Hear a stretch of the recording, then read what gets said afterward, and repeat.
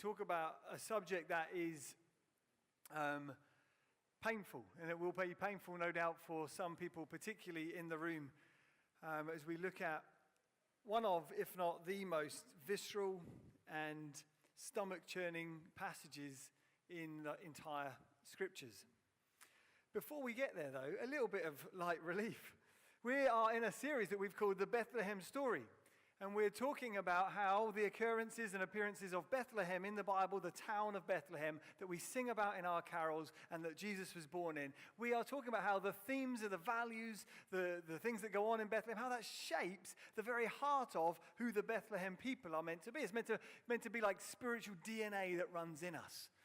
Now, I'm sure if you were to pop upstairs to the youth group right now and talk to the teenagers and tell them, young though they are, that they look a lot like their mums and dads. Their mum and dad's DNA clearly runs in them. You've got your dad's nose and you've got your mum's chin, and I bet you're thrilled about that, kids. They would be particularly self-conscious and they wouldn't thank you for it. But the same is true for us as a church, that God's spiritual DNA runs within us. But here's a bit of fun as light relief. We're going to put up some pictures of 3 members of our staff team with images of their parents. And you've got to pair them up. Which person, this is some of our staff team, Deborah, Jane and Michael, which person came from which family line? You can shout out if you want, or you can just look and stare on lollingly at these wonderful pictures, these very handsome people.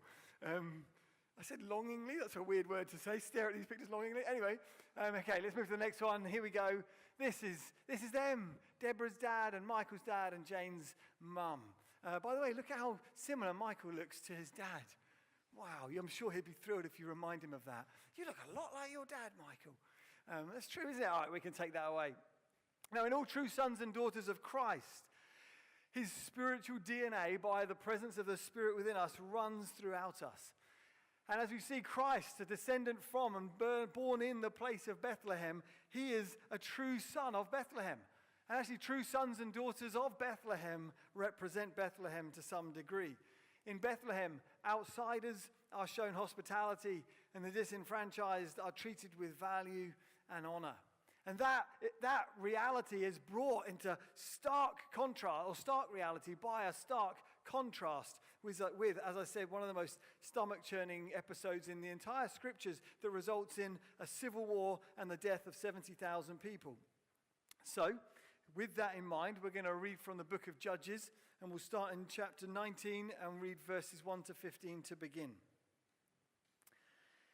In those days, when there was no king in Israel. And that's a refrain or a line that repeats a lot throughout the book of Judges. There was no king in the land, and often it's followed with the statement, and the people just did what was right in their own eyes. In those days when there was no king in the land, a certain Levite was sojourning in the remote parts of the hill country of Ephraim. A Levite, that's someone descended from the tribe of Levi, the son of Jacob, Levi. This Levite took to himself a concubine from Bethlehem in Judah, and his concubine was unfaithful to him. She went away from him to her father's house at Bethlehem in Judah and was there for some 4 months. Then her husband arose and went after her to speak kindly to her and bring her back. He had with him a servant and a couple of donkeys, and she brought him into her father's house. And when the girl's father saw him, he came with joy to meet him. His father-in-law, the girl's father, made him stay, and he remained with them for 3 days. So they ate and drank and spent the night there. And on the 4th day, they arose early in the morning, and he prepared to go. But the girl's father said to his son-in-law, "Strengthen your heart with a morsel of bread, and after that you may go." So the 2 of them sat and ate and drank together. And the girl's father said to the man, "Be pleased to spend the night, and let your heart be merry." And when the man arose to go, his father-in-law pressed him till he spent the night there again. And on the 5th day, he arose in the morning to depart. And the girl's father said, "Strengthen your heart and wait until the day declines." So they ate, both of them. And when the man arose and his concubine, he and his servant rose to depart. And his father-in-law, the girl's father, said to him, "Behold, now the day has waned towards evening. Please spend the night. Behold, the day draws to a close. Lodge here and let your heart be merry. And tomorrow you shall arise early in the morning for your journey and go home." But the man would not spend the night. He rose and departed and arrived opposite Jabus, that is, Jerusalem. He had with him a couple of saddled donkeys, and his concubine was with him. When they were near Jabus, the day was nearly over, and the servant said to his master, "Come now, let us turn aside to this city of the Jebusites and spend the night in it." And his master said to him, "We will not turn aside to the city of foreigners who do not belong to the people of Israel, but we will pass on to Gibeah." And he said to his young man, "Come, let us draw near to one of these places and spend the night at Gibeah at Ramah." So they passed on and went on their way. And the sun went down on them near Gibeah, which belongs to Benjamin. And they turned aside there to go in and spent the night in Gibeah. And he went in and sat down in the open square of the city, for no one took them into his house to spend the night. This is the word of God. We've all got those moments and instances in our family's past that we would really rather weren't there. It's true in the Bible, it's true of your families, it's true of the church. There are things that go on and have gone on in our past that we really wish weren't there. And we like to pretend them away, but actually they're there to teach us and instruct us so that we learn from them for the future. The account that we started reading opens with a couple who've had a disagreement.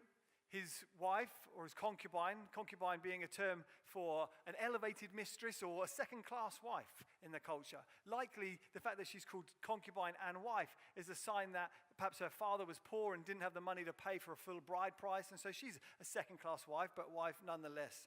And that term wife and concubine seems to be used interchangeably in this section.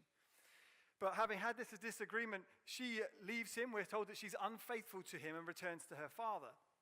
It's likely, again, that term unfaithfulness isn't in reference to her having an affair, but instead the unfaithfulness is her returning to her father in light of this disagreement. So he goes to find her and be with her and speak kindly to her, as the text says. And here in Bethlehem, in this girl's village where she was raised and brought up, here in Bethlehem, she is reconciled to her husband, and they enjoy food and drink, and the scene is one of merry hearts, of peace and shalom and wholeness, of restoration and of reconciliation. The father then prevails upon the Levite to stay with him for more, stay another night, which the kind of the format and the way that it's done seems quite odd to us. He stayed for 3 days, and already the father's saying, stay some more, eat more, which is very different from our culture. In our culture, we think, you've stayed 3 days, mate, it's time to go. But no, he's prevailing upon him, stay for more. And actually, the turns of phrase and the language here is quite common as part of Middle Eastern culture and customs. A bit like us.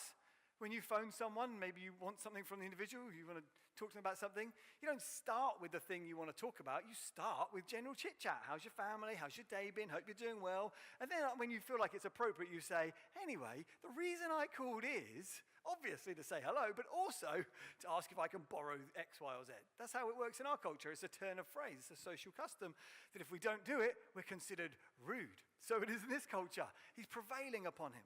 In fact, one Syrian commentator talking about these words, he says, the words of this father are so much like those that I often heard spoken in Syria on such occasions, so much so that it makes me feel homesick. Despite this man's possible poverty, look at the exemplary hospitality that he shows him.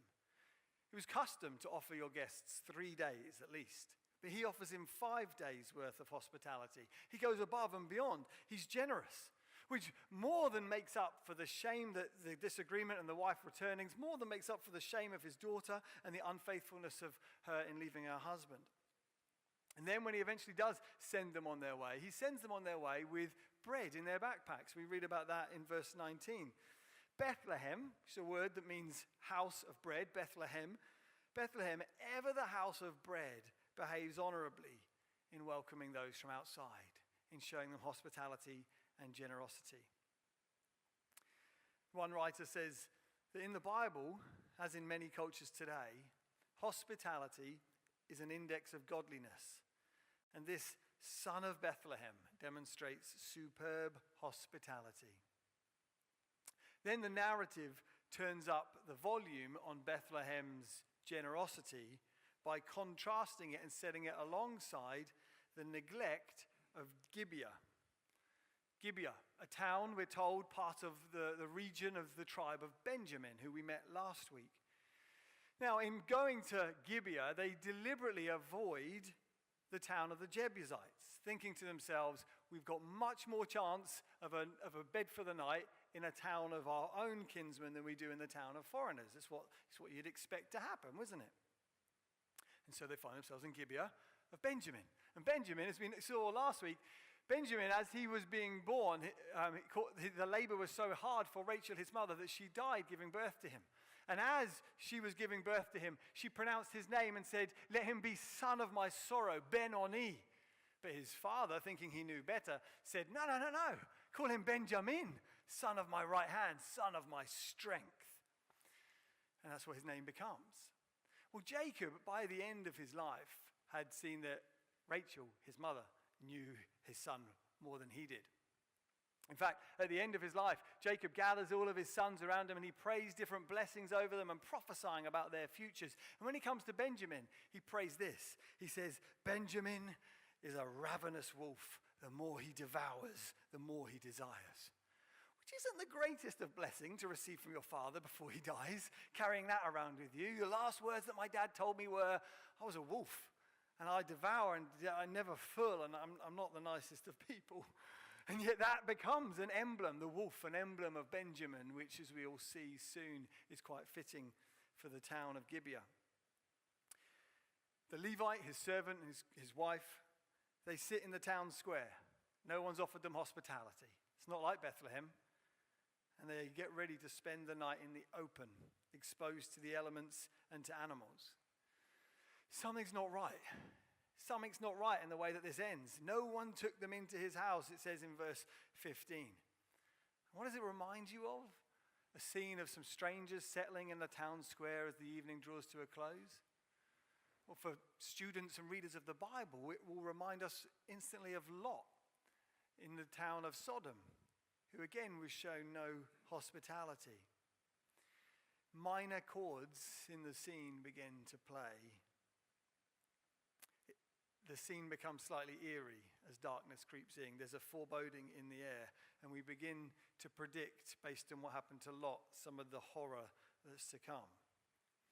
Now, Sodom in the book of Genesis was ultimately destroyed by God, and contrary actually to popular opinion or popular belief, which says that Sodom was killed, or destroyed rather, because of the sin of homosexuality. Contrary to that, actually, the book of Ezekiel and the prophet, he says this in Ezekiel 16. He says, now this was the sin of your sister Sodom. She and her daughters were arrogant, overfed, and unconcerned. They did not help the poor and the needy. They were proud and did detestable things before me. Therefore, I did away with them. He says, I destroyed the city of Sodom and wiped it off the map. Why? Because they were proud. They didn't look after the needy. They were overfed. In other words, they were inhospitable as a people. Before the sin that's to follow, the high-handed sin of omission, the active evil of abuse, before all of that comes the sin of omission, not doing what they should. They should offer hospitality. Before outright evil always comes neglect and a series of overlooking and not doing the things you should do. Because who really notices if you just stop doing the things that you should do? Keep a little back, be less generous, have fewer times in your life where you're in the scriptures, fewer times where you're taking a Sabbath, fewer times where you're doing acts of generosity or even of hospitality. Just slowly but surely we start to neglect the ways of Jesus as he's taught us. And we think at first, well, no one's hurt, it's fine. No one will notice, it won't make any difference. But you see, the spiritual disciplines that as Christians we practice, gathering with the people of God week in, week out for worship, feasting on the communion meal as a reminder to us, acts of generosity, acts of hospitality, forgiveness, silence and solitude. In fact, many of the things that we've listed in this booklet, if you're new to Christian faith and you want to know what does it look like to follow Jesus, well, we've categorized 12 practices and rhythms for people who follow Jesus. And now many of these 12 things are good for us, but if you don't do them, no one will notice. Actually, the spiritual disciplines that God gives us, things like Sabbath and hospitality, forgiveness, they're given to us as like vitamins to keep us healthy, or as like weed killers to stop the evil and the corruption in our hearts growing and blossoming even more. The world is forming you all the time. Your desires and instincts, your flesh, your appetite is forming you all the time. If you don't actively practice an alternative rhythm, an alternative way, you'll end up being more shaped by the headlines and more shaped by the opinions around you than you will be shaped by the gospel. And I say all of that, I labor all of that to try to drum some of that in, because I think as we turn now to read what happens to them, it's so intense and so visceral that it will overshadow everything else. But remember the vitamins, the healthy things that God gives you as a way of forming you into the image of Jesus to stop us veering towards corruption. The human heart is always bent towards evil. So let's read on. Having been left in the open square in the middle of the night, a man takes pity on them. A man actually from outside of Gibeah who's just staying there temporarily. He takes pity on them and brings them into his home to show them hospitality. And then we read this in verse 22. As they were making their hearts merry, behold, the men of the city, worthless men, surrounded the house, beating on the door. And they said to the old man, the master of the house, "Bring out the man who came into your house, that we may have sex with him." And the man, the master of the house, went out to them and said to them, "No, my brothers, do not act so wickedly. Since this man has come into my house, do not do this vile thing. Behold, here are my virgin daughter and his concubine. Let me bring them out, violate them, and do with them what seems good to you. But against this man, do not do this outrageous thing." But the men would not listen to him. So the man seized his concubine and made her go out to them, and they had sex with her and abused her all night until the morning. And as the dawn began to break, they let her go. And as morning appeared, the woman came and fell down at the door of the man's house where her master was until it was light. And her master rose up in the morning, and when he opened the doors of his house and went out to go on his way, behold, there was his wife lying at the door of the house with her hands on the threshold. He said to her, "Get up, let us be going." But there was no answer. And then he put her on the donkey, and the man rose up and went away to his own home. When he entered his house, he took a knife, and taking hold of his concubine, he divided her limb by limb into 12 pieces and sent her throughout all the territory of Israel. And all who saw it said, "Such a thing has never happened or been seen from the day that the people of Israel came up out of the land of Egypt until this day. Consider it, take counsel, and speak." Then all the people of Israel came out from Dan to Beersheba, including the land of Gilead, and the congregation assembled as one man to Yahweh at Mizpah. And the chiefs of all the people, of all the tribes of Israel, presented themselves in the assembly of the people of God, 400,000 men on foot that drew the sword. Where do you begin in trying to make sense of so harrowing and awful an episode in the history of God's people? Stories like this don't really need much commentary. They often just need a little bit of oxygen. Listen to what Andy McCulloch, the author of the Bethlehem story, says. He says, "Here, an innocent child of Bethlehem is sacrificed at night time by an uncaring Levite, and in days to come, Jesus, child of Bethlehem, will be sacrificed at night time by the chief priests of Levi to suffer and to die in their place, to die so that they won't have to. This woman from the same village of Jesus is a picture of Jesus." In fact, that's where you'll find Jesus. Not in Herod's palace or at the White House, but in the children's homes and among the homeless, among addicts and survivors of abuse. In this episode, we move beyond just the neglect of hospitality, of not doing what they should. We move beyond that to the active evil of anti-hospitality. Anti-hospitality is anything that's done with the intention of trying to stamp out strangers.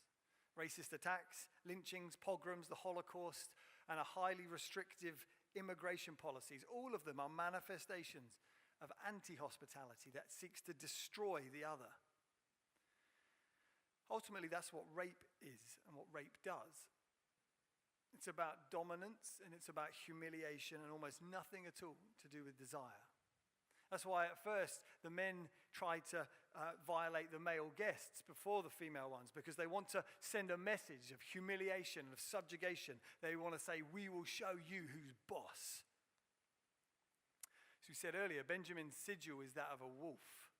And like a pack of wolves, these worthless men come hunting in a pack at night and surround the house.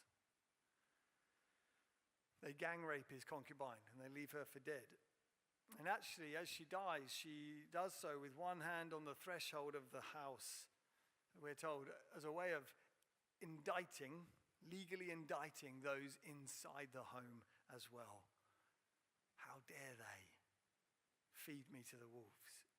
See, these men have behaved shamefully. Those outside, that's obvious, the evil, but those inside as well. You see, ever since Adam, men entrusted with prizing and protecting and honoring and cherishing women, men have instead acted cowardly and passively and have handed them over to wolves or to snakes. There's two kinds of sinful masculinity that we see on display in this passage. One is the active anti-hospitality of the evil conducted outside the house. The other is the passive neglect that's taking place within the house. And it seems to me that the abuse and evil that exists is only possible because of the passive cowardice in the world. Ted Bunch, co-founder of a charity called A Call to Men, he tells the story of a neighbor named John who beat his wife so badly that he hospitalized her. And so Ted took two men from the neighborhood, knocked on John's door, and said to him, men in this community don't behave that way. You need to stop it. We hope you'll join us in that. The author Seth Trout as well, twisting the knife even further, he says this: toxic masculinity type 1 is domination and chauvinism. It reveals itself in characters like Andrew Tate. But toxic masculinity type 2 is impotent and passive. It reveals itself in characters like many of the men who sit in the pews of our churches. Abuse is rampant, evil, and not to be taken lightly. Churches must discipline abusers, and yet male abdication is also everywhere. I know more people in counseling because of their father's abdication than because of their father's abuse. The true sons of Bethlehem step up and take responsibility for the evil that needs to be dealt with in their community. The Apostle Paul says in the letter to the Ephesians, he says, a husband is the head of the wife as Christ is the head of the church. Meaning, the job of the husband is to have authority. The husband's authority is the authority to imitate Jesus in the home. You're in charge, men. You get to go first at laying your lives down and being Jesus to your wives. Equally, he says that men in the church, the elders of the church, the fathers in the household, they are first of all, he says, in the qualifications for eldership, he says, first of all, before a man can be considered for eldership in the church, he needs to demonstrate that he can manage his own household well. Because if he's neglectful at home, he should never be entrusted with the people of God either. Elsewhere, Paul says to men in the church that we're to treat women as sisters in all purity. These commands of the Apostle Paul, building on the example of Jesus, are active. They don't happen by accident. They require men to lean in. A man isn't going to accidentally lay his life down for his wife. A man isn't going to accidentally care for his home. A man isn't going to accidentally treat women in the church with all purity and relate to them as sisters. It requires men to lean in actively as examples of Christ. In fact, that's exactly what Jesus did. Jesus appointed 12 men as apostles in his new movement of global transformation, and he taught them how his people were to relate to women. In fact, he didn't just really teach them so much as he did show them. He stood up to bullies. He silenced accusers, and he offered shelter to sufferers. That's why the early church and churches globally are often places where there's many more women than there would be men, because they are safe havens, or supposed to be at least, safe havens for women. In fact, elsewhere, we read the way that in the scriptures, we see that the way people treat women in the culture and society is often indicative of how they relate to the disenfranchised and vulnerable in general. It's a litmus test for the health of the whole. How are the women honored, cared for by the men in the church? That's one of the clearest signs, I think, of whether a church is healthy or corrupt or toxic or harmful. See, that's what Jesus did. And that's what Jesus, who's called the second son of Adam, did. He undid the passivity and neglect of Adam, and he shamed and called out the outright evil of abuse that he saw around him. Now, if you're in this culture and you enjoy or even appreciate the freedoms and the values that are afforded to women, you have to ask, where does that come from? It doesn't come from nature. Chimpanzees don't care for consent. It doesn't come from religion either. You know, in Iraq at the moment, under Sharia law, the parliament is close to passing a law that lowers the age of consent for women to be married to 9. They are literally legalizing pedophilia. That's what nature or religion brings you, but not with Christ. Christ instead, Christ honors, treats with dignity, values, protects, and upholds the image of God as he sees it in people. And any true son of Christ or follower of Jesus must seek to actively imitate his example. You know, and it is tragically very much needed still today. I say still today. It will never, in one sense, be rid of until Christ returns. The human heart is always going to be corrupt and tend towards evil. Gibeah is still going on all around us. You know, 98% of women who are murdered by men, and 50% of all women who are murdered are killed by their intimate partners. Just in the news this week, as I've been preparing for this, it literally jumped out to me. On Tuesday, there was the headlines of a woman from North Hants who was strangled to death by her husband. On Wednesday, we then had the headline that Al fired, his abuse could be on a scale of that to Jimmy Savile. Also in the news this week was the story of the Frenchman, Dominique Pellicot, who drugged and raped his wife and invited dozens of men to abuse her over the course of a decade. And we understand that horror like that is rare, but the fact that it happens at all, we understand, brings shame on the whole, shame on an entire society, shame on a nation that this happened under our watch as a result of how we have been living, a result perhaps of the licentiousness and freedoms that France so often revels in, that we so often revel in. It brings shame on them, as it did in Gibeah. Actually, at the court hearing of Dominique Pellicot this week, at one moment his daughter Caroline burst out in anger. She shouted across the court line that her father, he should die alone like a dog, is what she said. And we understand that, don't we? With injustice and abuse like this, we sense the need for blood. Only blood will do to cleanse and to purge us of it. The evil around us affects all of us, men and women alike. In the book of Judges, having gathered 400,000 men to hear and respond to the horrors and try to purge the nation of the shame that this has caused, then results in a civil war as they go to war against the entire tribe of Benjamin, which results and leads to the death of 70,000 men in an effort to cleanse the nation of this evil, the evil done by just a half a dozen of men. What's a woman worth to the people of God? Well, at least the blood of 70,000 sons. In actual fact, more than that, a woman is worth the blood of one son, God's very own Son, who came to rid the world of this kind of horror and established a community and said, it will not be so among my people. And yet, we know that it is still so. We can say, it won't happen here. But just the week before last, we saw the Archbishop of Canterbury resigning over the abuse of a man to teenage boys over many years that went overlooked and unresponded to. It won't happen here. We desperately hope it won't. But unless we are actively practicing and leaning into devotion to Jesus and the rhythms that he's taught us to live by, unless we're actively doing that, not neglecting the things that God has given us for spiritual health, we are being formed more by the spirit of our age and its attitudes towards women and sexuality and sexual freedoms. We're being formed more by that than we are by the scriptures. No one accidentally becomes more and more like Christ. You know, there have been plenty of changes that have taken place in our society, and we've woken up into them and think it's always been so, but it hasn't always been so. And it will continue to slip downstream unless communities rise up who stand against it.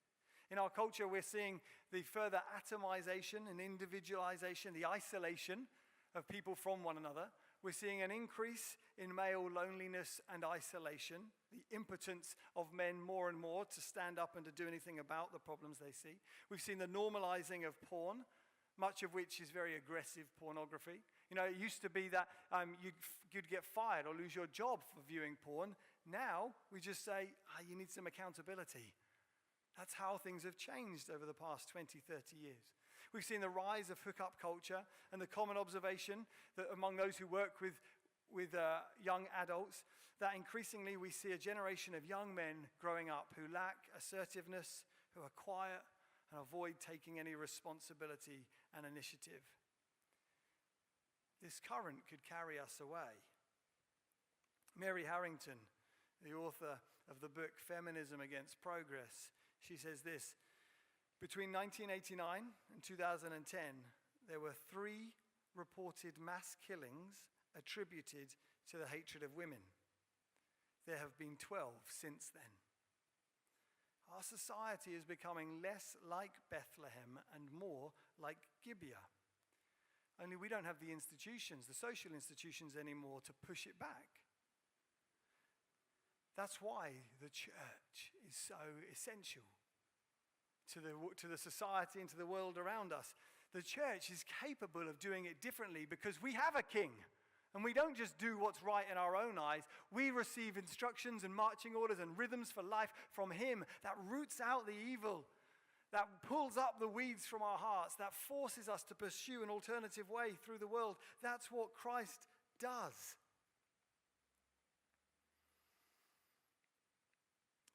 And yet, as we know, the church often fails in this regard as well. Too naive about the strength and power of evil within our hearts. Too naive about the passivity of men and the difference it will make to the world. Listen to what Andy McCulloch says in his chapter on this.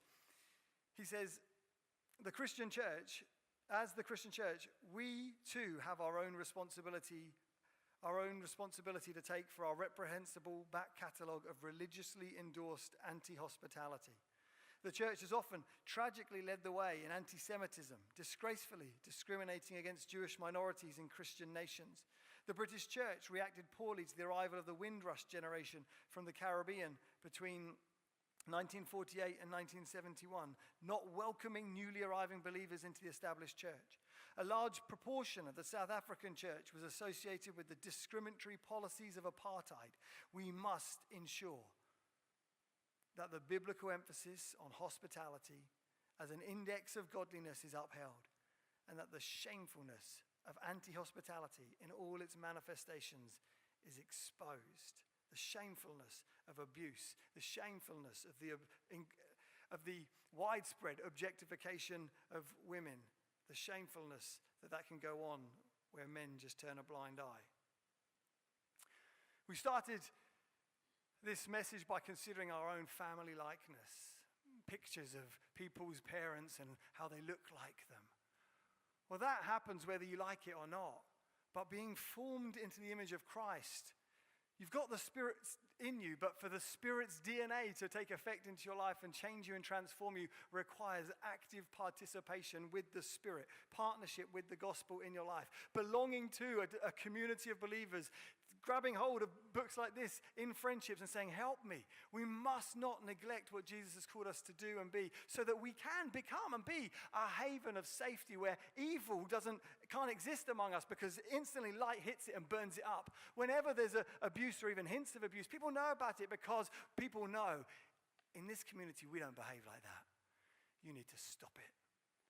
That's what the church is meant to be.